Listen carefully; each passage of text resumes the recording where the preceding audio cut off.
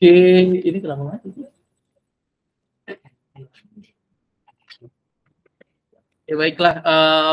Assalamualaikum warahmatullahi wabarakatuh. Selamat pagi, teman-teman mahasiswa semua. Gimana kabarnya? Sehat-sehat ya? Kenapa? Ada yang nggak sehat? Oh, alhamdulillah sehat. Oke, baik. Bismillahirrahmanirrahim. Innalhamdalillah nahmaduhu wa nasta'inuhu wa nastaghfiruh wa na'udzu billahi min shururi anfusina wa min sayyiati a'malina. May yahdihillahu fala mudhillalah wa may yudlilhu fala hadiyalah. Asyhadu an la ilaha illallah wa asyhadu anna Muhammadan abduhu wa rasuluh. Amma ba'du. Pertama-tama marilah kita panjatkan puji syukur kita kehadirat Allah Subhanahu wa taala yang mana sampai dengan hari ini masih memberikan kesempatan kepada kita semua, saya dan juga teman-teman mahasiswa beserta keluarga, kesempatan untuk mensyukuri nikmatnya. Nikmatnya tidak hanya nikmat materi saja, tapi juga nikmat iman, nikmat Islam, nikmat hidayah, nikmat inayah, dan nikmat-nikmat lainnya yang semuanya itu tidak dapat kita ukur maupun kita bandingkan dengan sesuatu yang ada di bumi ini. Salawat dan salam tercurah kepada Nabi Allah Muhammad SAW beserta keluarga, sahabat, serta para pengikutnya yang senantiasa istiqomah dalam menjalankan sunnah-sunnahnya. Dan semoga saja kita semua yang hadir di sesi perkuliahan secara offline ya di kampus ini, termasuk ke dalam umatnya yang mendapatkan umat beliau yang mendapatkan syafaat dari beliau di hari yaumil akhir nanti. Amin ya rabbal alamin. Baiklah teman-teman mahasiswa semua nih, nggak kelihatan ya, kecil ya, tapi nggak apa-apa sih ya. Materinya udah saya share ya, bisa diakses ya. Bahkan itu testing udah sampai pertemuan 7 tuh ya, saya masukin ya. Case study juga ya, 7 cuma begitu doang sih. Oke, baik. Dan teman-teman mahasiswa semua, materi sudah ada di Olu ya. Sebentar. Kita nih kelas apa ya? D apa F sih? F ya? Oke. Baik, sebelum saya mulai, saya ingin memperkenalkan kepada teman-teman mahasiswa yang namanya, nggak kelihatan ya, gelap, keterangan ya? Kayaknya ini ya, nggak kelihatan ya? Pokoknya nanti saya share. Padahal saya kasih lihat di kalian gitu ya, gimana saya, aduh ketahuan kan ya, nggak ori ya. Tapi kalau namanya juga laptop perang ya, kalau laptop orang perang nggak perlu ori gitu kan. Oke, jadi saya mau memperlihatkan ini ya ke teman-teman nih, kelihatan nggak? Sedikit ya. Oke, baik. Mungkin teman-teman udah tahu ya, udah tahu apa belum gitu ya? Saya nggak tahu. Ini angkatan 2020 ya. Jadi mulai semester ini kita di 2000 Gasal 2022-2023. FT ya, saya ngomongnya jadi nggak cuma TI ya, mesin, elektro, dan nanti ada prodi baru, namanya STI, Sistem Teknologi Informasi. Jadi nanti tahun depan ya, tapi udah mulai berjalan. Jadi nanti itu jadi dosennya juga dibagi-bagi. Peminatan, kalau kita ngomongin peminatan, yang akan hilang itu adalah peminatan multimedia nanti, karena nanti masuknya ke prodi baru. Ya, nah RPL nanti akan berubah menjadi peminatan namanya AI atau Artificial Intelligence. Jadi nggak ada lagi tuh kalau memilih peminatan AI, kalau kalian masih RPL ya. Jadi kalau di pemilih peminatan AI nggak ada lagi tuh skripsinya sistem informasi berbasis web gitu, nggak ada. Karena itu bukan AI gitu ya. Jadi masih enak nih kalian nih, masih boleh nih gitu ya, sistem informasi berbasis web ya. Tapi nilainya nggak bisa maksimal kalau sistem informasi berbasis web ya, saya udah bilang. Nah, nggak usah melebar yang tadi ya, itu cuma ini aja intermezzo.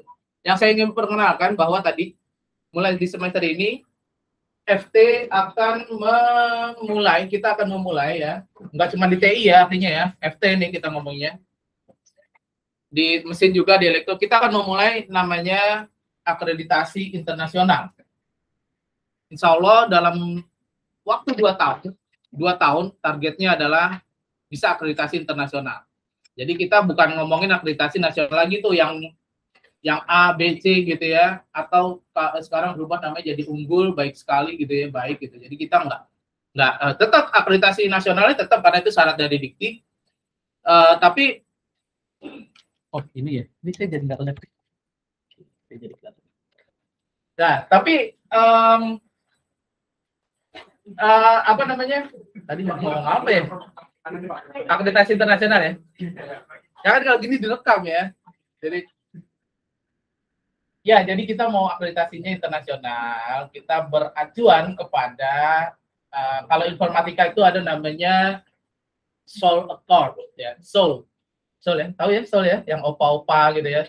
Nah, tapi itu kalau informatika di situ gitu, bukan kiblat ya, bisa dibilang accord itu kayak perjanjian aja sih gitu.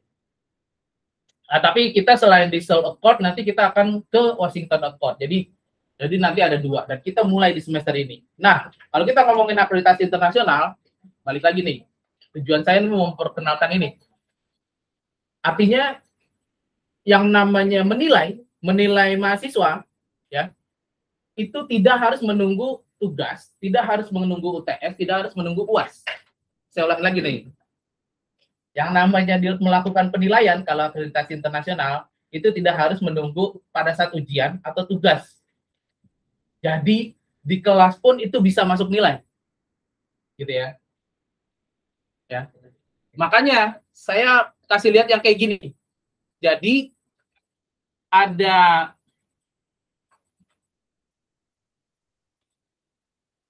delay ya.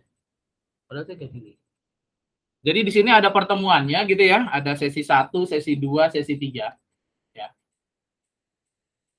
Itu saya akan menilai kalian.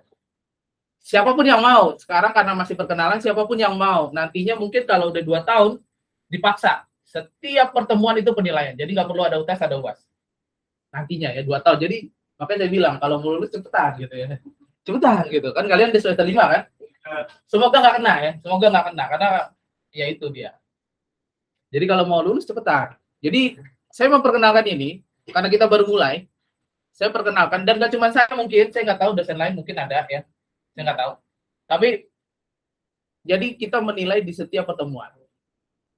Karena ini baru perkenalan, ya ini baru perkenalan, maka saya siapa yang mau ada nilainya silakan, gitu ya. Nggak apa-apa, tetap ada UTS, ada UAS, gitu. Nantinya tadi saya bilang kalau udah berjalan 2 tahun, karena kita akan mulai dan 2 tahun itu dinilai gitu ya sama reviewer internasionalnya, itu nggak perlu ada UTS, ada UAS. Jadi kalau misalnya di setiap pertemuan nggak ada nilai, ya. Tapi nggak usah dipikirin, saya cuma mengantarkan ini aja. Jadi konsepnya begini teman-teman ya. Jadi di setiap ini ada nilai. Nah, nilai itu ini saya bagi 2 gitu ya. Jadi pertemuan sesi 1 sampai dengan sesi 7 itu akan masuk ke nilai tambahan UTS gitu aja kalau saya ya. Jadi kalau misalnya udah ada yang punya nilai misalnya dirasa cukup buat UTS ya, UTS bobotnya 25% ya. Nggak ikut UTS nggak apa-apa. Karena udah ada nilainya. Ini saya bilang nih, saya masukin ke UTS. Lihat tuh ya. Jadi misalnya iya, misalnya tanggal 3 kan kemarin ya. Sekarang kan tanggal 2 ya, tanggal 10 ya. Oh, 11 ya? Oke, tadi ganti aja berarti ya. Misalnya dia ada nilai gitu ya, misalnya diakumulasiin ya, misalnya 10 gitu ya.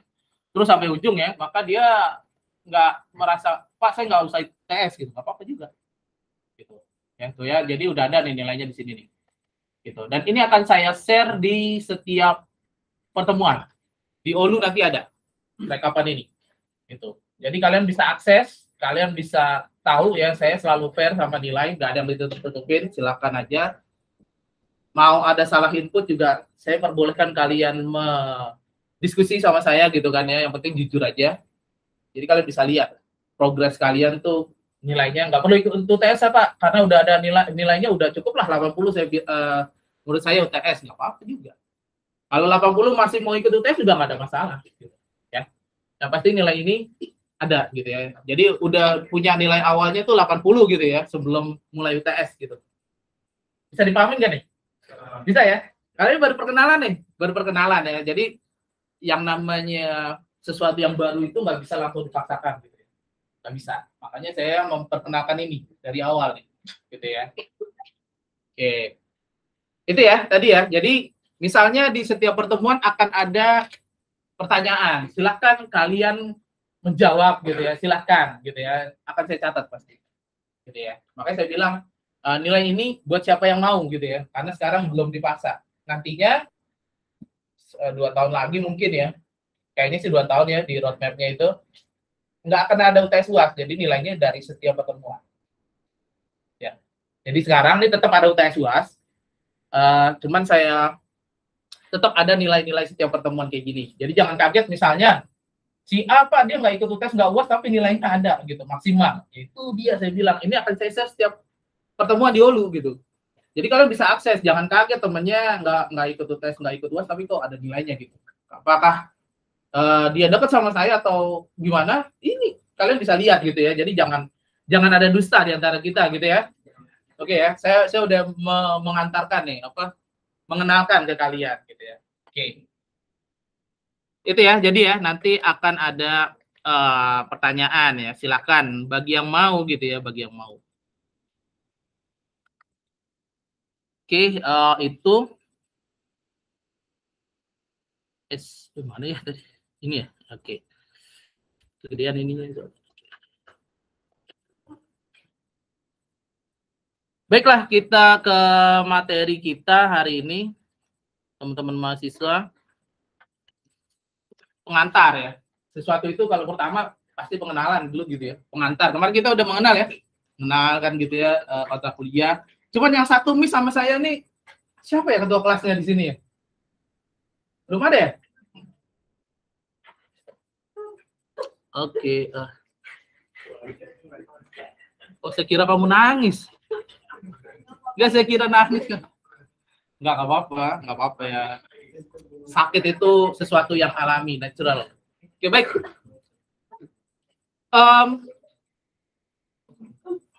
Testing kan ya. Ini seperti biasa ya, komponen penilaian kita bisa teman-teman lihat.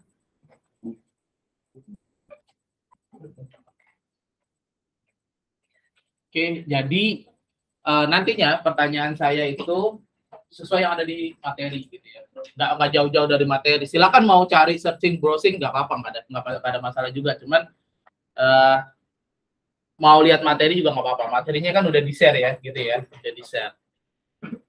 Oke, materinya itu saya share, saya satu halaman 4 slide gitu biar nggak kelamaan nyarinya gitu ya. Oke, baik. Jadi pada intinya kita disuruh membaca ya tadi sama ayat yang tadi ya. Ini kenapa bergerak-gerak tuh sih? Ntar dulu ya. Ada waktunya ya. Slideshow. Oh, pantas ada timingnya. Bergerak terus ya. Oke. Testing. Kalau kita ngomongin testing, teman-teman mahasiswa, kata testing itu sebenarnya apa sih? Pengujian, benar. Pengujian itu apa? Testing. Ya. Testing secara mudah aja kalau ngomong di kelas saya, nggak perlu bahasa definisi, bahasa dari buku, citasi ini enggak. Testing itu apa tuh? Pengujiannya apa tuh? Boleh. Pengujian untuk melakukan kualitas. Kalau kita sekolah ada testingnya nggak? Buat apa tuh? Mengukur, benar banget. Kata kuncinya adalah mengukur. Sejauh mana nih yang bisa kita serap, kan gitu ya? Benar nggak? Mengukur ya, testing ya. Tapi nggak tahu ya, kalau zaman saya sih testing. Kalau zaman kalian testing juga nggak? Ya ada pas, ada apa lagi tuh ya? Ganti nama aja ya. Tapi sebenarnya testing ya, bapak-bapak kalian atau ibu-ibu kalian pasti, oh testing, mau ada testing nih gitu, testing. Ya. Jadi zaman dulu bahkan dari SD itu kita udah mengenal testing sebenarnya gitu ya. testing ya, tanya deh sama orang tua kalian tuh nggak asing lagi kalau ngomongin. Saya ngambil mata kuliah testing, pasti dia bingung. Hah, mata kuliah testing gitu. Baru-baru udah testing gitu kan. Nah, jadi kalau di siklus SDLC, nah testingnya di mana? Ada tahu siklus SDLC? Semester 5 ya. Mata kuliahnya apa aja tuh ya? Ini mata kuliah bersyarat ya. Testing ini mata kuliah bersyarat, dia harus udah mata kuliahnya TPS ya kalau saya nggak salah ya. Teknik pengembangan sistem ya. Itu wajib banget gitu ya. Atau apa ya?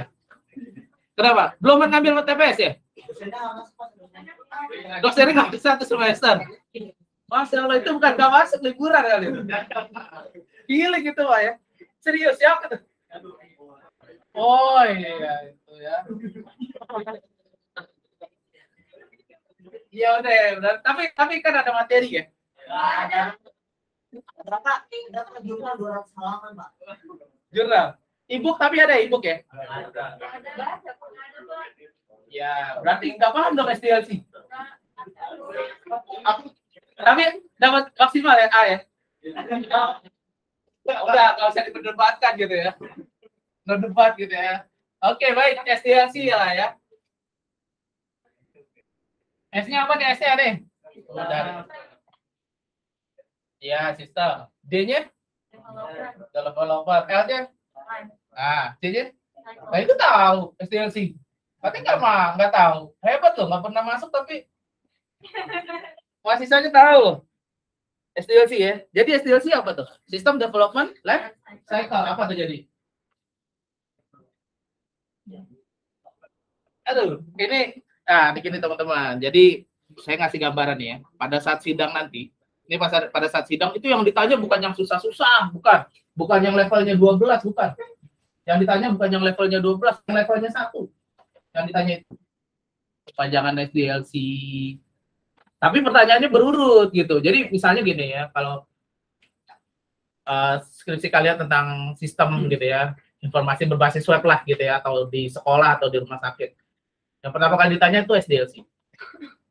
Karena ngomongin sistem ya, SDLC itu apa?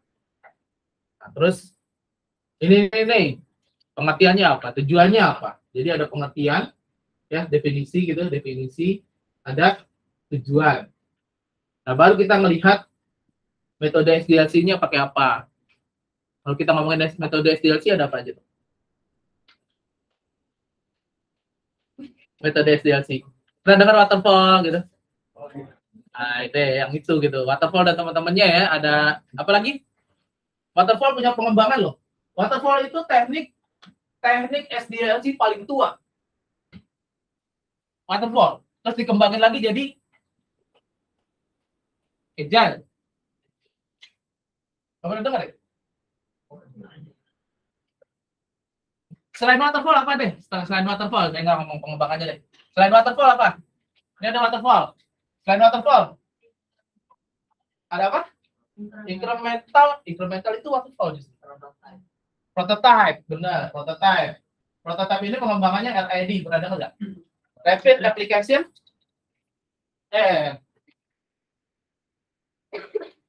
Bukan RAD dia, Rapid Prototyping apa ya? Saya lupa malahan.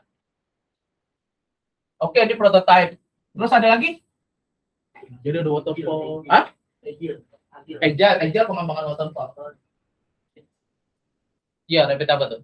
Rapid Application Development. RAD gitu ya. Jadi ini teman-temannya lah gitu ya, teknik pengembangan sistem. Nanti dibaca ya. Karena ini keluar gitu ya. Oke, jadi saya nggak mau terlalu jauh nih. Baru slide 1 nih. Ini nih, SDLC deh. SDLC. Tahapan SDLC. Tahapan SDLC, kita mau buat sistem. Tahapan pertamanya ngapain? Hah? Belum perancangan. Ya, ada yang bilang analisa, ada yang bilang planning, boleh. Ya, jadi sebenarnya beda-beda sih acuannya ya, tergantung bukunya gitu ya, tahun berapa. Jadi ada yang bilang analisa gitu ya, analisa apanya yang dianalisa? Kebutuhan, benar. Kebutuhannya siapa? Benar, pengguna. Karena kita bikin sistem bukan buat kita, benar nggak? Buat pengguna. Nah, perlu diketahui, yang namanya pengguna, itu background-nya bisa bermacam-macam. Belum tentu orang IT. Betul nggak? Yang menggunakan sistem belum tentu orang IT kan? Contoh, ada yang bisa kasih contoh nggak nih? Gojek. Siapa yang menggunakan Gojek? Banyak kan? Dari mulai tukang batu, gunain Gojek nggak? Gunain. Ada orderan, misalnya bikin batu nisan, misalnya ya. Bawanya pakai Gojek kan? Emang dia orang IT? Ya, itu dia kayak saya bilang. Kita harus memahami kebutuhan user, tapi itu nanti akan dijelaskan lebih jauh ke mata kuliah IMK. Oke, analisa requirement, benar. Tahapan yang pertama adalah analisis atau analisa requirement, ada juga perencanaan, Kak Bapak. Saya berangkat dari yang tahapannya awalnya adalah analisa ya. Jadi, karena memang macam-macam ya. Habis tahapan analisa ini kita ngapain? Desain. Habis desain, apa yang didesain dulu? Apa dulu yang didesain? Apa didesain? Model, apa lagi? User experience, itu lebih spesifik ya. Nggak apa-apa, bagus. Ya, yang didesain tuh ya pokoknya gitu-gituan ya. Habis desain nih ngapain? Implementasi. Benar. Apa yang diimplementasikan? Yang tadi yang kita udah desain.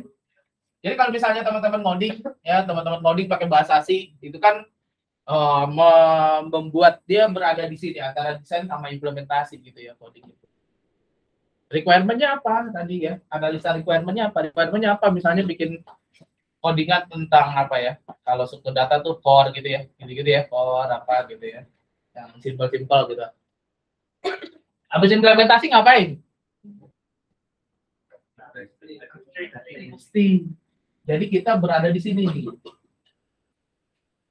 Testing atau pengujian atau ada yang bilang evaluasi gitu ya. Kita berada di sini. Kita berada di sini. Jadi makanya saya bilang mata kuliah ini nggak mungkin ada di semester 1 nih testing. Karena apa? Kalian harus paham dulu analisis requirement. Ya, bagaimana cara membuat sebuah requirement, bagaimana apa ya? Mendeskripsikan sebuah requirement, terus baru itu ke desain. Nah, desain ini tadi yang mata kuliahnya tadi teknik pengembangan sistem, ada waterfall, ada ini. Jadi jangan langsung desain juga, macam-macam ya. Terus kan kalau di pengembangan sistem ada yang di namanya tuh use case ya. Udah dengar use case? Apa tuh use case? Use case iya, ini ya, Bram. Use case apa tuh? Use case. Use digunakan, case kasus digunakan, Pak. Apa tuh? Bisik-bisik banget sih. Oke, use case. Sebenarnya banyak use case ya. Ada 10 lebih mungkin ya. Yang paling penting sebenarnya 3 aja. Apa tuh? Yang paling penting use case 3. Ada? Hah? Ada apa tuh? Sebenarnya yang paling penting use case kalau di sebuah report, laporan, mau penelitian, mau skripsi, mau laporan teknis ya. 3 yang paling penting use case. Apa tuh? Yang menggambarkan aktor apa tuh? Nah, yang menggambarkan aktor, ada aktornya, ada aktivitas gitu ya. Ini kan aktor ya, misalnya dia aktornya misalnya admin gitu ya. Terus ada aktivitasnya gitu. Nah, lihat nggak use case gini? Ya, aktivitasnya login atau ngapain tuh dia nambah gitu ya. Ini namanya apa?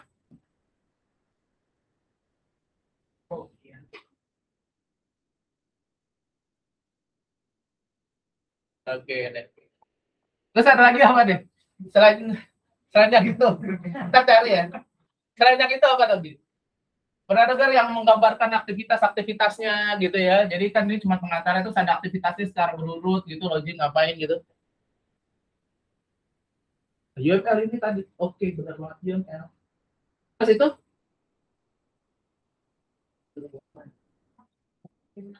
yang menggambarkan aktivitas ada namanya activity diagram atau AD. Sama satu lagi sentence diagram, SD. Itu aja penting 3. Yang lainnya sebenarnya banyak gitu ya. Ada kelas diagram gitu ya, CD ya. Oke, banyak deh gitu ya. Nanti cari lagi deh buka materinya yang TPS tadi ya. Oke, baik. Kita ada di sini nih. Nah, habis dari di testing, kira-kira testing selalu benar apa enggak sih? Kenapa testing enggak selalu benar? Kenapa? Pasti ada bug. Kenapa? Kenapa bisa begitu? Benar. Kenapa bisa begitu? Hah? Nggak ada yang sempurna. Siapa yang nggak sempurna? Manusia. Karena sistem ini dibuat sama manusia. Gitu ya. Makanya nggak mungkin dari implementasi langsung atau selesai deploy gitu. Pasti ada testing, dan testing juga pasti akan muncul bug baru gitu ya. Begitu udah ada bug, tapi yang penting masih ngerun gitu ya, program kita paksain. Makanya balik lagi ke sini. Makanya dibilang sistem development life cycle. Itu muncul bug, kita analisis lagi. Apa nih? Perubahan apa nih? Masuk ke desain. Terus. Gitu.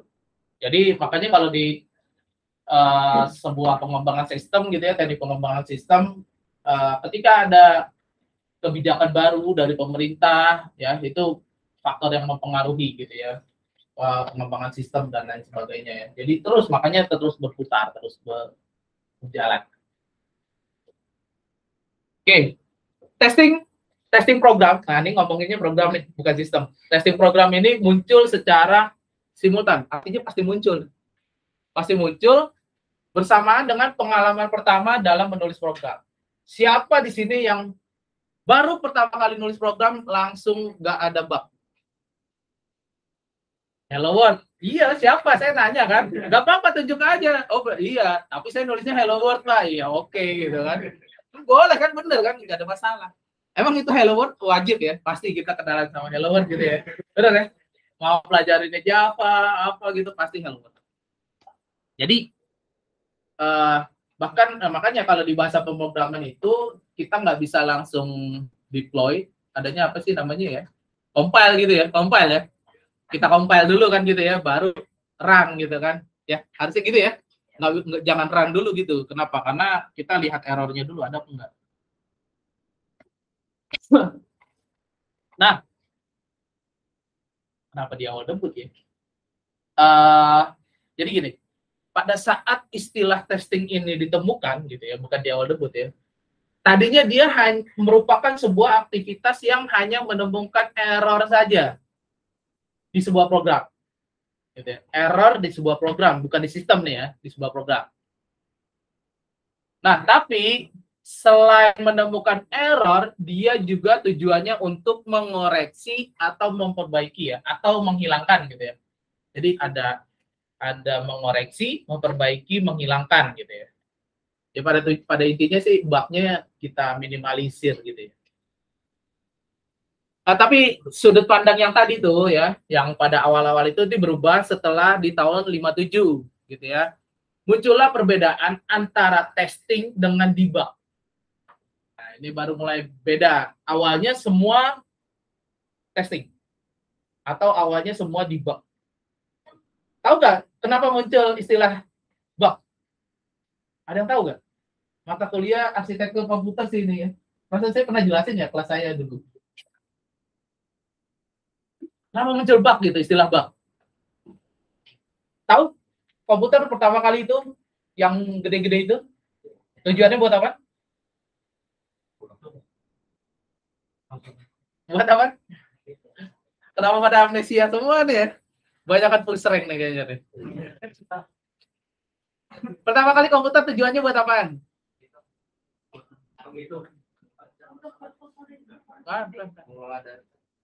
Iya, apa? Data apa yang diolah? Benar? Ya semua buat mengolah data ya. Menghitung juga mengolah data. Data apa nih? Secara spesifik pertama kali ditemukan komputer. Benar, siapa tuh yang ngomong tadi tuh? Iya, pemecahan Sandi. Karena ditemukan pada saat perang, bukan ditemukan ya, dibuat. Karena bermacam-macam, ntar itu dari ranahnya keamanan informasi ya dan jaringan ya. Nanti akan namanya apa? Saya lupa namanya apa ya, kriptografi ya. Kan belajar ya. Di mata kuliah kriptografi apa di itunya ya? Ini ya, Out kriptografi. Udah tahu out kriptografi itu yang kayak gimana? Yang kayak gini? Tahu dia apa nih? Iya. Ini cikal bakalnya kriptografi. Karena zaman perang tadi ya, zaman-zaman perang gitu ya, mau Yunani, mau Romawi dulu ya. Pesan rahasia udah ada di mana-mana gitu ya. Pesan rahasia. Dan ini dikiriminnya ke medan perang. Jadi pesannya akan selalu begini atau gimana? Kalau menurut teman-teman? Pesan ini hanya bisa dipecahkan kalau apa? Hah? Enggak, yang ini. Saya ngomongnya nggak usah jauh-jauh yang modern. Yang ini aja deh. Ini kan ada tongkat ya. Yang ada kayu gitu ya. Sama ini yang dari kulit gini kan. Pesannya di kulit gitu kan. Misalnya attack atau apa gitu ya. Raid gitu ya. Atau defense. Dia akan bisa terpecahkan kalau ya, misalnya makanya yang kayu yang di tengah ini ya, yang di tengahnya ini kayunya itu hanya dipunyain oleh yang pertama yang membuat pesan sama yang panglima di sana di medan perang. Kenapa? Jadi yang di bawah hanya yang itu aja tuh, yang gulungan-gulungan ini aja nih, kertas papirus ya, atau apa gitu ya, atau kulit gitu ya. Pada saat misalnya dicegat di tengah jalan, belum tentu pesannya bisa dipecahin nggak? Belum tentu. Karena apa? Ini harus sesuai nih diameter kayunya. Kalau enggak, pesannya jadi beda-beda nih, karena semuanya ada tulisannya. Misalnya bisa jadi bahasa alay jadinya gitu ya. Bukan attack lagi gitu ya. Hello world bisa jadi gitu ya. Enggak? Iya, kalau nggak sama diameter, bisa dibayangin nggak? Bisa ya? Bisa dibayangin ya? Jadi harus sama nih. Diameter kayunya harus sama, jadi gitu ya. Nah, berkembang lagi, semakin sulit, ada yang kodenya AN13 ya, kayak gitu-gitulah kriptografi. Berkembang lagi, otak manusia udah nggak mampu pecahinnya, makanya butuhlah komputer. Jadi awal mula dibuat sebuah komputer itu adalah sebenarnya tujuannya adalah untuk memecahkan sandi pada saat Perang Dunia Kedua, benar, perang dingin gitu ya, bukannya perang frontal. Ya, tapi itu terlalu jauh kita ngomongin kriptografi. Nah, tadi ya munculnya bug itu ya karena ada serangga benar-benar, karena kan komputernya gede-gede ya. Kok error gitu komputer jalannya, ternyata muncul serangga. Emang benar, makanya setelah itu muncullah istilah bug. Nah, balik lagi sini. Jadi tadi akhirnya dibedakan gitu ya antara di tahun 1957 testing itu seperti apa, debugging itu seperti apa. Sesuatu hal yang berbeda. Gitu ya. Jadi karena program kita terdiri dari beberapa modul gitu ya. Program itu kan terdiri dari beberapa modul, ada modul login, ada modul tambah menu misalnya gitu ya. Ada modul laporan. Nah, jadi kalau ngomongin debugging ya hanya di satu ini aja. Pas login gitu ya misalnya. Nah, nanti kita akan belajar gitu ya di testing ini. Jadi ada yang namanya nanti skenario pengujian. Jadi testing ada skenario-nya gitu. Jadi ada skenario-nya. Misal ada menu login, biasanya di sini ada apa nih? Username gitu ya. Terus di sini ada password ya. Ini sebenarnya di testing juga. Ya, ini menu login kan gitu ya, menu login. Ini di testing juga ada skenario pengujiannya. Misal, jadi model testingnya gini. Yang pertama kali adalah dimasukkan username-nya benar, password-nya benar. Maka hasilnya apa? Bisa masuk ke sistem gitu ya. Nah, itu kondisi yang diharapkan. Terus username-nya benar, password-nya salah. Hasilnya harusnya nggak bisa masuk ya, tapi ternyata begitu di testing bisa masuk juga. Berarti ada sesuatu yang ya bukannya salah sih, kurang benar. Gitu ya. Biasanya kalau programmer nggak boleh salah itu. Nggak salah gitu kan. Emang gitu kok saya buat gitu kan, gitu ya. Ngelesnya gitu. Jadi gitu, itu ada kondisi, ada skenario pengujian kayak gitu. Jadi itu yang membedakan ya, nanti bisa dibaca di situ. Terus ada yang namanya konferensi pertama, jadi pertemuan pertama seluruh seluruh pokoknya dunia gitu ya, yang berhubungan sama testing software di University of North Carolina gitu ya. Dia terkenal loh, University of North Carolina tuh tempatnya Michael Jordan ya. Tahu Michael Jordan? Zaman saya banget gitu ya. Gitu ya. Nah, dia jadi ada testing itu mulai masuk ke sesuatu yang berhubungan ya. Dia menjadi penting kalau misalnya itu ngomongin tentang software.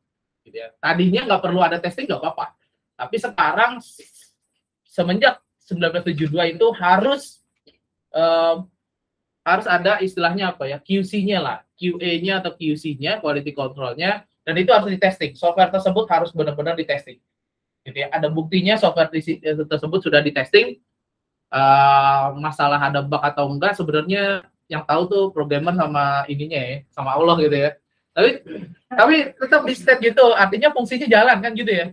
Fungsinya jalan. Tapi sebenarnya setiap program pasti ada bug. Ya. Kalau misalnya teman-teman buka ke Play Store ya, pakai Android ya, selalu muncul update nggak? Atau YouTube deh gitu, selalu muncul update nggak? Selalu kan? Kenapa?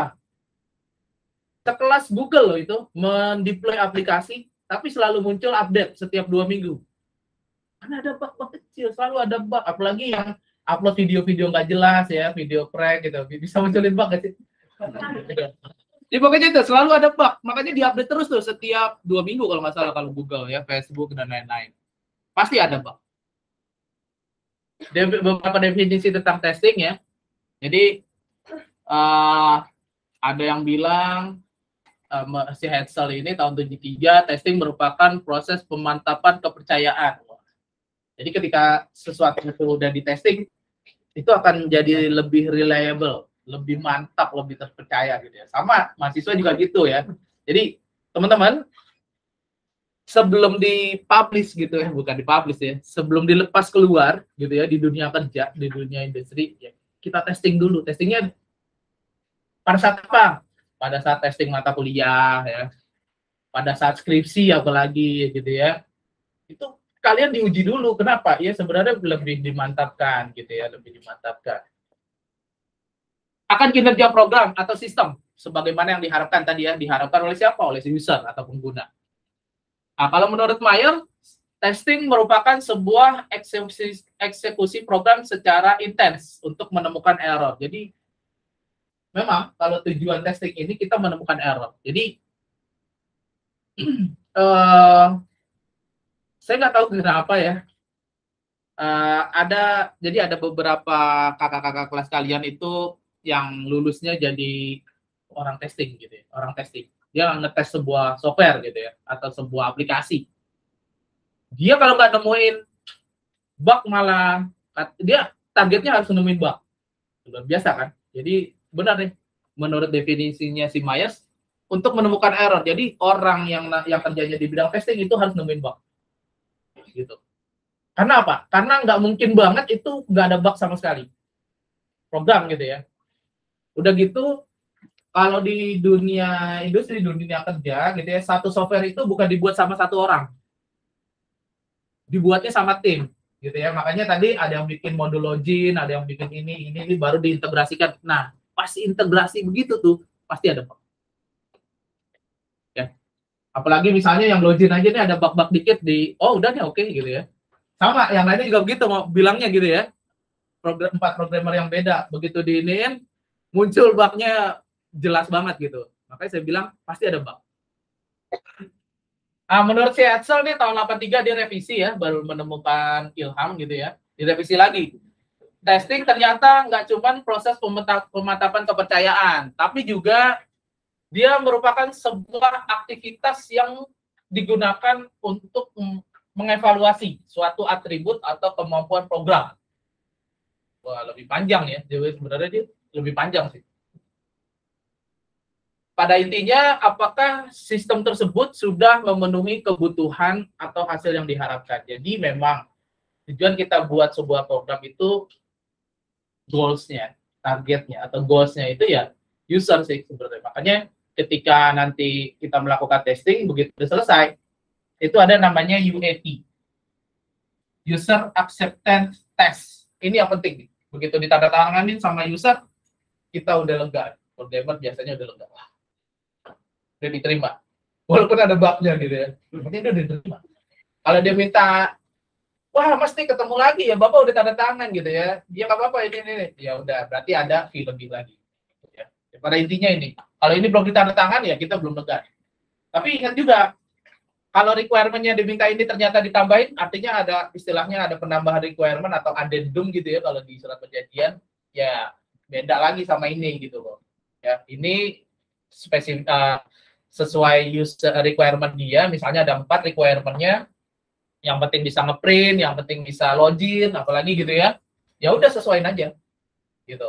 Kalau misalnya dia bilang, "Oh, enggak, ini harus bisa juga inputnya bisa QR." Di awalnya nggak ada, analysis requirement-nya nggak ada gitu. Jadi jangan sampai masuk ke sini. Itu sesuatu yang baru, kalau mau ngomongin yang baru lagi aja kita gitu ya. Artinya ada, karena apa? Karena sebenarnya pekerjaan kayak gini, ini hubungannya dengan apa? Waktu juga ya, benar ya? Waktu, kalau udah ngomongin waktu ada cost, gitu kan? Ada sesuatu yang menjadi apa ya, pembayar lelah kayak gitu-gitulah ya, istilahnya ya, istilah halusnya. Oke. Nah, kalau menurut standarnya ANSI atau IEEE, jadi IEEE ini adalah standarnya Eropa ya, Eropa, Persatuan Eropa gitu, International Europe Engineering lah. E-nya satu lagi saya lupa. Elektrik apa ya? Pokoknya terakhir itu engineering. Testing adalah proses menganalisa suatu entitas software. Nah, dia lebih ke software. Untuk mendeteksi perbedaan antara kondisi yang ada dengan kondisi yang diinginkan tadi ya. Kondisi yang sebenarnya kita lagi tes sama yang tadi requirement-nya yang ada di user itu apa. Dan mengevaluasi fitur-fitur ya. Jadi ada evaluasinya. Sebenarnya bingung ya. Kalau misalnya kita ngomongin kayak gini. Sebenarnya gampang aja sih kita pada intinya si user ini udah oke, ya udah. Itu testingnya udah selesai gitu aja. Ini beberapa pandangan praktisi tentang testing ya. Jadi testing itu melakukan cek terhadap spesifikasi program ya. Jadi jangan sampai kita buat program itu nggak sesuai sama hardware-nya si user. Jadi karena kita buat programnya, karena kita bikinnya di Apple gitu, kita moddingnya di Apple, ternyata user komputernya masih Celeron berapa gitu ya. Kita bikin yang oke-oke banget gitu, karena di Apple kita, di jalan begitu di deploy, di istilahnya diintegrasikan gitu di sistem yang sedang berjalan, nggak kuat ngangkat gitu ya, karena Celeron. Nah, itu bad juga gitu ya. Jadi kita harus tahu juga spesifikasinya si user nih, apa nih. Testing menemukan bug pada program, tadi sudah kita ini ya bahas, terus menentukan acceptance ya, penerimaan dari si pengguna, memastikan suatu sistem siap digunakan. Nah ini. Makanya testing itu dia bisa juga memastikan suatu sistem siap digunakan. Apakah sebelum melalui testing ini sistem itu siap digunakan menurut teman-teman? Tapi bisa digunakan nggak? Bisa ya? Bisa ya? Cuman kita nggak reliable gitu ya. Nggak reliable. Jadi kayak gini, misalnya nih teman-teman beli, ini beda sama beli makanan ya. Kalau makanan tuh nggak perlu ditesting gitu ya, nggak perlu dicoba ya. Ada kita teman-teman beli martabak terus, ntar ya mas saya testing dulu gitu ya, satu potong gitu, enggak kan? Beda makanya sama kuliner nih. Tapi kalau misalnya teman-teman beli motor tanpa perlu ditesting, terus teman-teman mau nggak gitu? Enggak kan? Ntar di tengah jalan berhenti mesinnya kan, belum ditesting kan gitu kan? Sama mobil juga gitu, mobil kan sebelum di ini deploy misalnya pintunya tuh ditesting dulu berapa kali buka tutup gitu, itu ditesting, semua ditesting, semua bagiannya, lampunya dicoba kayak gitu-gitu. Tapi baik lagi pertanyaannya, sebelum ditesting apakah siap digunakan? Sebenarnya bisa gitu ya, siap gitu, cuman masalahnya pengguna mau nggak kayak gitu ya kan. Nah, meningkatkan kepercayaan terhadap kinerja program. Terus dia memperlihatkan bahwa program bekerja dengan benar. Makanya pada saat testing itu user juga dilibatkan. Karena dia mau mengasih lihat gitu ya, programnya bekerja dengan benar. Membuktikan bahwa error tidak terjadi, ini error ya, bukan bug ya. Karena pasti ada bug gitu ya. Kalau ngomongin programmer ya, kalau di user gitu ya, kita jangan istilahnya pesulap, kita nggak kasih tahu magic itu gitu ya, rahasianya. Mengetahui keterbatasan Setrum, terus melakukan evaluasi, verifikasi. Nah, ini verifikasi nanti ada bahasanya sendiri ya. Testing juga berhubungan sama kualitas. Karena di beberapa literatur, definisi testing itu tadi ngomongin pengukuran kualitas software ya. Jadi yang diukur itu kualitasnya gitu ya. Seberapa jauh sistem yang dibuat ini berkualitas gitu. Itu diukur. Nah, terus juga pengertian kualitas. Kalau kita ngomongin kualitas, pasti pengertiannya beda-beda ya, karena kualitas itu merupakan sesuatu yang apa ya, nggak definitif gitu. Nggak seperti kuantitas. Kalau kuantitas sudah jelas, kita ngomongin ribuan, ada 1000, 2000, 1300, 1325 gitu ya, itu dijelas kuantitas. Tapi kalau kualitas enggak.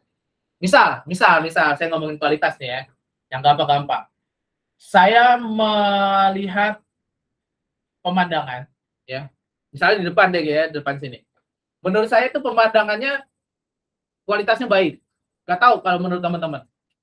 Ada yang sama gak sama saya?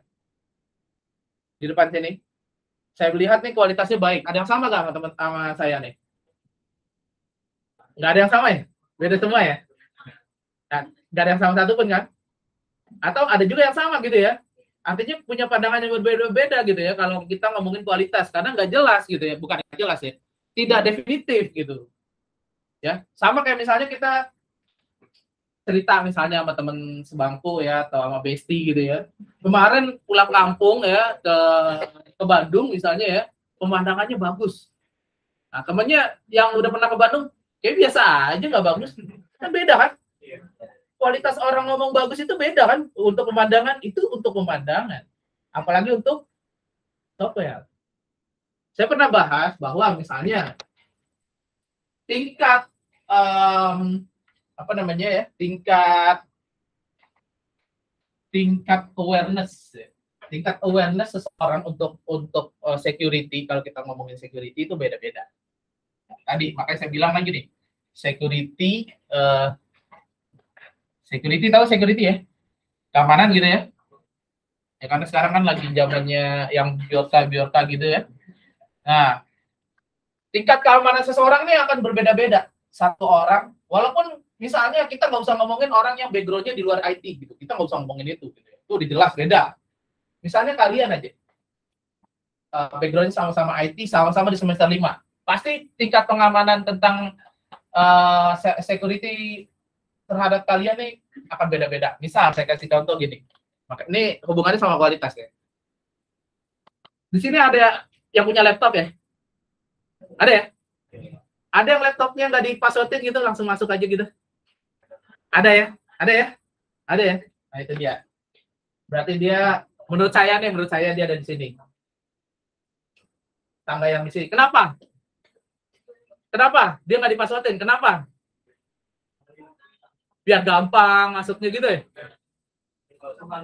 Suka lupa biar gampang. Oh, kalau suka lupa berarti anonimusnya banyak ya, akun anonimusnya. Ada banyak bikin akun, banyak passwordnya gitu ya. Dia akan berdiri di sini. Balik lagi nih sama statement saya. Tingkat awareness security seseorang itu akan berbeda-beda. Kita nggak ngomongin di luar IT, kita ngomongin IT aja nih, karena kalian dan sama-sama semester 5 ya, bukan semester 1, sama-sama semester 5. Ada yang laptopnya itu dipasswordin, ada yang laptopnya enggak. Oke, kalau yang dipasswordin taruhlah di sini ya. Taruhlah ya. Dia satu tangga lebih di atas. Kenapa yang enggak dipasswordin tadi? Alasannya banyak. Sering lupa, sering ini biar gampang masuknya, dan lain-lain. Tahu nggak kalau laptop kalian itu sesuatu hal yang di dalamnya itu ada sesuatu hal yang sangat berharga. Tahu ya? Yang nggak dipasswordin nih, saya nanyanya yang nggak dipasswordin. Kalian paham nggak? Di dalam laptop kalian itu ada sesuatu hal yang sangat berharga. Contohnya, data apa nih spesifik? Semua data. Data kuliah tinggal minta aja gitu kan. Tinggal cari di Hulu, gampang banget. Jangan yang itulah. Yang fair-fairan aja. Ada nggak? Apa? Foto. Data pribadi, foto mantan ya. Kalau itu hilang kita mau minta lagi emangnya? Jangan gengsi kan? Ngapain? Move on dong, move on. Padahal sebelum tidur diliatin gitu ya. Ya artinya foto, video itu enggak, misalnya hilang, laptop hilang bisa kita beli nggak? Bisa. Datanya hilang bisa dibeli nggak? Siapa yang mau backupin data Anda? Nggak ada. Kalau kalian terkenal kayak Arif, banyak yang backup datanya kan? Banyak ya? Data hilang banyak yang backup datanya? Banyak, di sini juga banyak tuh kan. Tapi kalau kalian hilang, nggak ada yang backup datanya. Dan nggak bisa dibeli juga. Ada gitu yang jual misalnya laptop gitu ya, tapi isinya data Anda gitu ya. Nggak ada. Nggak mau juga saya beli gitu kan ya. Ngapain saya beli yang udah ada datanya? Pasti yang kosongan ya. Makanya saya bilang, security awareness-nya pasti beda-beda nih. Saya baru ngomongin yang login ya, belum ngomongin yang lain-lain gitu ya. Ada CMD gitulah. Ini aja udah beda di tangganya. Contoh lagi. Statementnya adalah tingkat security, tingkat keamanan itu akan berubah berdasarkan pengalaman biasanya. Contoh, ada orang atau di rumah kalian deh, di rumah teman-teman ya, di rumah teman-teman aja, jangan di rumah saya, di rumah teman-teman. Kira-kira kalau hari biasa gini pintunya kebuka aja atau ditutup? Kalau lagi ada di rumah teman-teman, pintunya kebuka aja apa ditutup? Ada yang kebuka, ada yang ditutup. Ada yang kebuka nggak? Ada. Ya. Alasannya apa tuh? Banyak pengamen. Banyak pengamen. Oh, kalau ditutup kan? Kalau ditutup ada pengamen. Kalau dibuka ada pengamen. Oh, kalau dibuka ada pengamen. Tinggi masuk. Jangan dia masuk ya? Iya. Jangan nyalain pengamen lah gitu ya. Misal. Oke, tadi ada kebuka dan tutup. Misal, si A udah pernah rumahnya dimasukin orang. Barang-barangnya diambil. Kira-kira besokannya pintunya dibuka lagi apa ditutup? Kira-kira si B, pintunya udah ditutup, rumahnya tetap dimasukin orang siang-siang. Pas dia lagi tidur siang, kira-kira besok tuh pintu ditutup doang apa dikunci? Sesuatu itu akan berhubungan, ya, tingkat awareness itu berdasarkan pengalaman seseorang. Ya kan?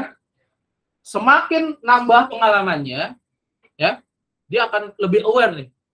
Udah ditutup aja, masuk. Udah dikunci aja, udah masuk. Besok beda lagi tuh. Ditaruhin apaan, jawara gitu ya. Laser, itu beda lagi gitu kan. Ya kan? Itu akan berbanding lurus dengan pengalaman seseorang. Ya itu ya. Dia logikanya kayak gitu aja. Jadi ya tergantung Anda sekarang nih Anda bisa ngukur, Anda di anak tangga yang mana nih. Gitu ya. Anda di anak tangga yang mana. Dan kita mau berubah nggak? Kalau kita, di sini aja nyaman. Itu tadi, karena kita belum pernah merasakan sesuatu itu datanya hilang. Gitu.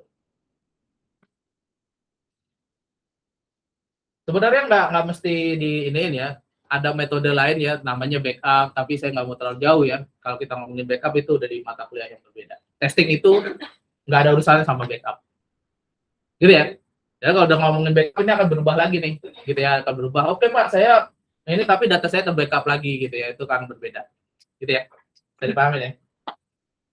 Oke, tadi sampai kualitas ya. Jadi kalau kita ngomongin kualitas itu akan berbeda-beda ya. Tadi berdasarkan pengalaman juga ya. Tadi ada yang bilang Bandung bagus banget pemandangannya karena dia belum pernah ke Raja Ampat misalnya. Ya, kalau yang udah pernah ke Raja Ampat Bandung nggak ada apa-apanya gitu kan? Biasa aja gitu kan? Tadi karena pengalaman, experience. Ya, jadi ini nanti bisa dibaca. Hubungan testing sama kualitas. Kenapa tutup sini?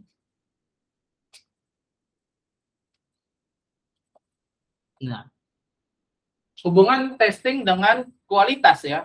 Jadi testing itu ada hubungannya sama kualitas.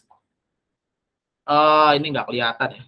Jadi sebenarnya testing ini ada di sini, kegiatan testingnya. Di atasnya itu, kalau di dunia kerja ada namanya quality control. Jadi dia mengendalikan, mengontrol sebuah kualitas di produk ya, di produk. Sama lagi ada satu lagi di atasnya lagi, kegiatan lebih besarnya lagi adalah quality assurance atau penjaminan mutu dari sebuah kualitas gitu ya. Di kampus juga ada quality control sama quality assurance gitu ya. Makanya tiba-tiba ada misalnya ya kebijakan yang berubah, ada ya tadi tiba-tiba kita mengarah ke akreditasi internasional, tujuannya adalah untuk meningkatkan kualitas.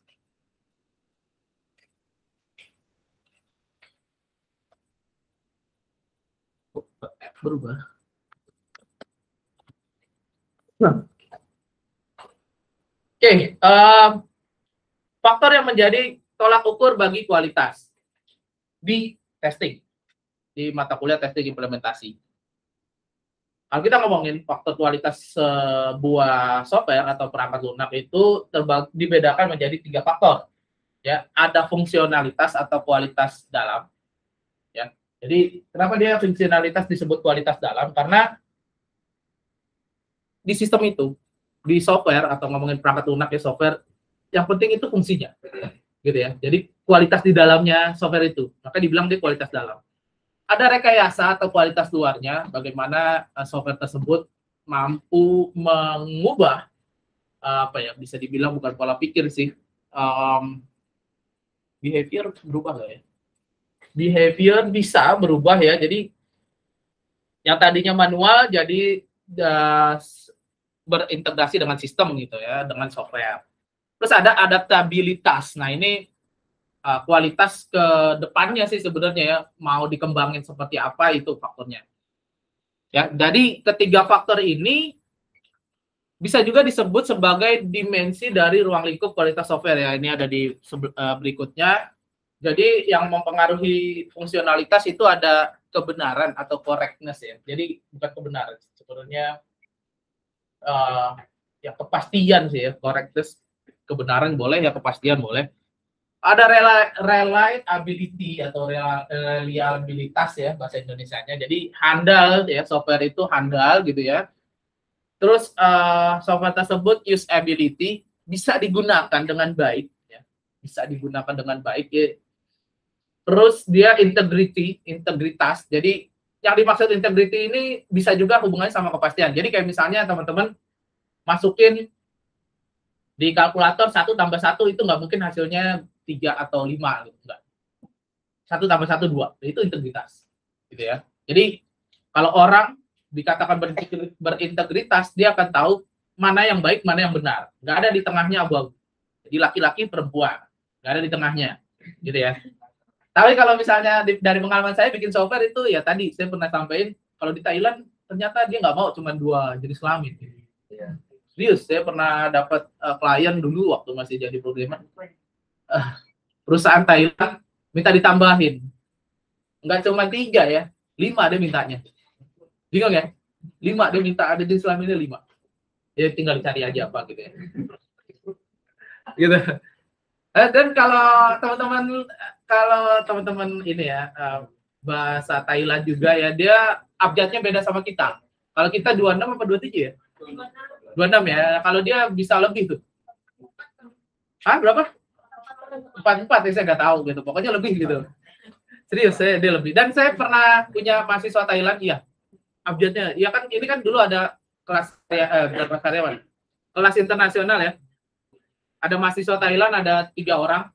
Yang terakhir lulus tuh yang bimbingan saya tuh si Janita itu. Iya benar. Abjadnya itu lebih Pak katanya gitu.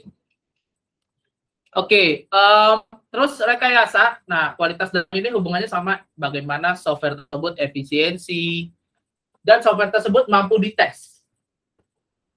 Terbuka untuk dites. Jadi kalau sesuatu itu tidak bisa dites atau tidak mampu dites atau tidak memungkinkan untuk dites, dia udah pasti testability ini, faktor testability-nya nggak ada. Dan testing itu punya documentation atau dokumentasi ya, nanti kita akan bahas ya terkait dokumentasi ini sendiri topik bahasanya ya. Jadi testing itu ada dokumentasinya dan dia terstruktur. Testing itu terstruktur, jadi menguji sebuah testing sebuah software itu nggak loncat-loncat ya. Jadi dari awalnya apa gitu ya, jadi dari awalnya apa, misalnya dari menu login. Pada saat pertama kali kan munculnya menu login, nah itu Yang dites dulu login tadi ya, ada skenario-nya dimasukin, username-nya salah, password-nya salah, hasilnya yang diinginkan apa, benar nggak bisa masuk gitu kan. Jadi dari login terus mana berurut. Jadi nggak langsung aja lah login pasti masuk kok gitu kan. Enggak, tetap harus kalau dia ada modul login tetap itu harus dites.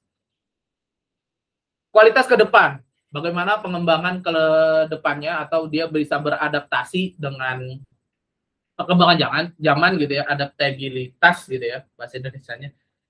Ya, itu faktor yang mempengaruhinya adalah flexibility. Jadi software tersebut harus fleksibel. Ya sama kayak misalnya manusia juga gitu. Kalau manusia nggak fleksibel, dia nggak bisa beradaptasi. Jadi kalau misalnya teman-teman nanti udah lulus, ya kerja gitu ya, di dunia kerja itu orang yang mampu jenjang karirnya lebih cepat bukan yang pintar, bukan, tapi yang bisa beradaptasi. Dan yang tidak kalah penting etika, gitu ya. Jadi kalau misalnya teman-teman etikanya pas-pasan gitu ya, kemampuan beradaptasinya juga pas-pasan, nah ini jangan ngiri sama teman yang memang dia punya kemampuan adaptasinya lebih cepat dan punya attitude yang lebih bagus. Itu pasti akan cepat tuh naiknya jadi manajer, supervisor dulu, manajer, team leader, dan kalau di informatika itu posisi paling tinggi itu CTO, ya, Chief Technology Officer. Oke, terus juga software bisa di-maintain. Maintainability ini penting gitu ya. Jadi jangan sampai softwarenya nggak bisa di-maintain. Ya, kalau di Windows juga ada ya maintain gitu ya. Di Windows ada ya maintain ya, kayak di frag gitu ya. Ada ya. Ya kan ada di clean up, di frag ya. Berarti dia bagus dia. Kita menyediakan, makanya maintain itu bukannya cuman gaya-gayaan Windows doang. Dia berusaha softwarenya bisa adaptabilitas. Oke ya, testing yang bagus bisa mengukur semua faktor-faktor yang berhubungan. Yang tadi ya, 3 yang tadi. Cuma kalau semuanya itu diukur, itu akan lebih lama. Gitu ya. Sementara user udah nggak sabar minta gitu ya, makanya itu disesuaikan saja dengan kebutuhan nanti apa aja faktornya yang dites gitu ya. Nggak semuanya, karena memang ya itu tadi hubungannya sama waktu dan lain-lain. Sama cost juga ya, lebih semuanya mau diukur, cost-nya juga lebih banyak gitu ya. Oke, jadi agar testing sepenuhnya efektif, maka melakukan pengukuran yang berhubungan saja, faktor yang berhubungan saja, gitu ya, sehingga kualitasnya menjadi lebih nyata dan terlihat. Artinya nggak semua faktor yang diukur, tapi kualitasnya itu udah bisa terlihat gitu oleh si user, gitu kan. Nggak semuanya diukur, yang penting user hanya 2 aja, juga 2 faktor saja diukur, ternyata user udah, oh iya nih, udah oke lah gitu. Dia mau tanda tangan yang ini, yang penting UAT, user acceptance test. Oke. Jam berapa? Jam 9.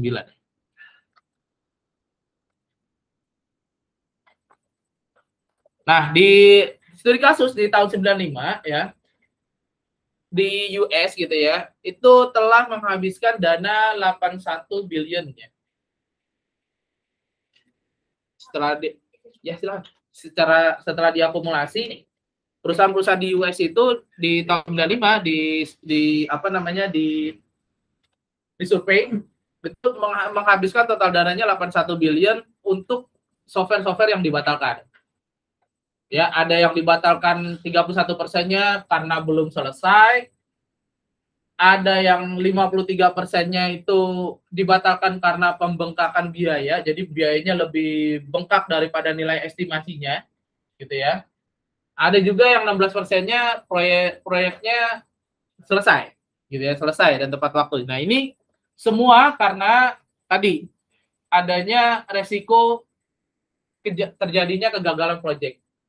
Gitu.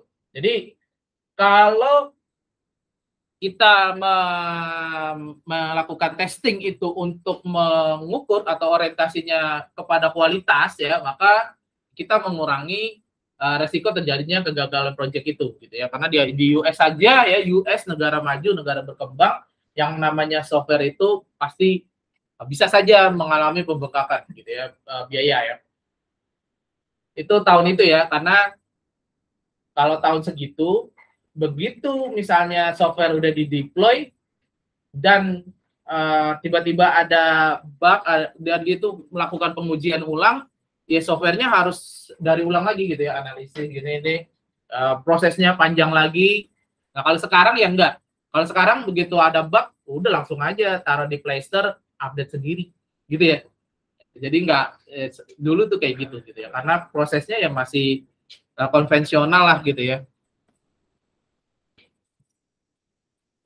Oke, ini bisa dibaca aja. Terus apa lagi ya? Nah, ini ya.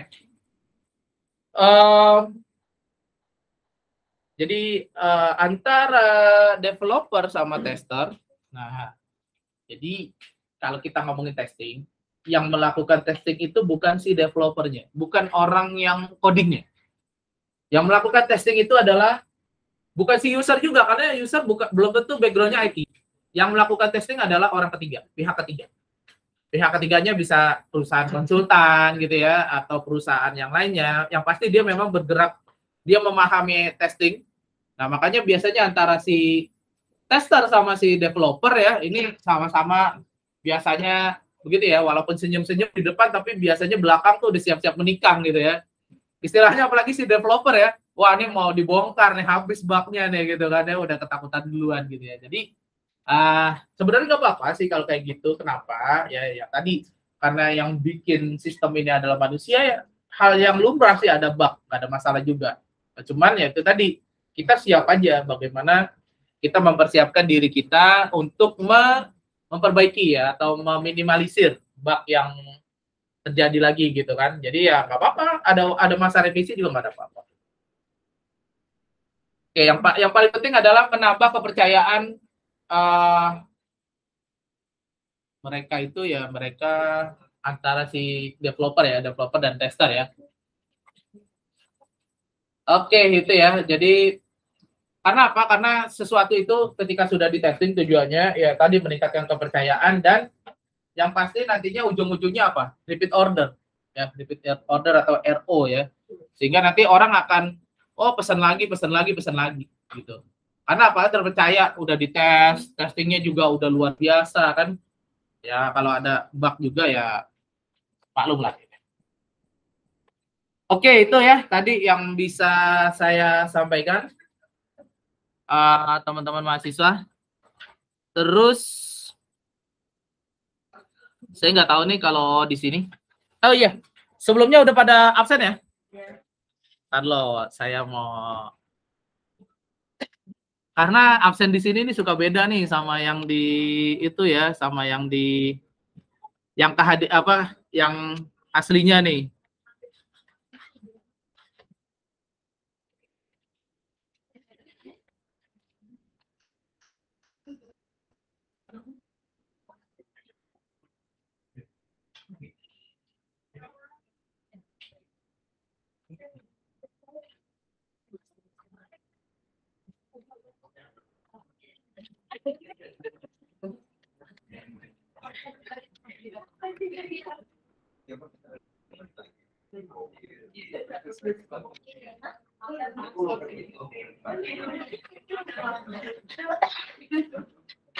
Oke, teman-teman mahasiswa, sambil saya ini ya, sambil saya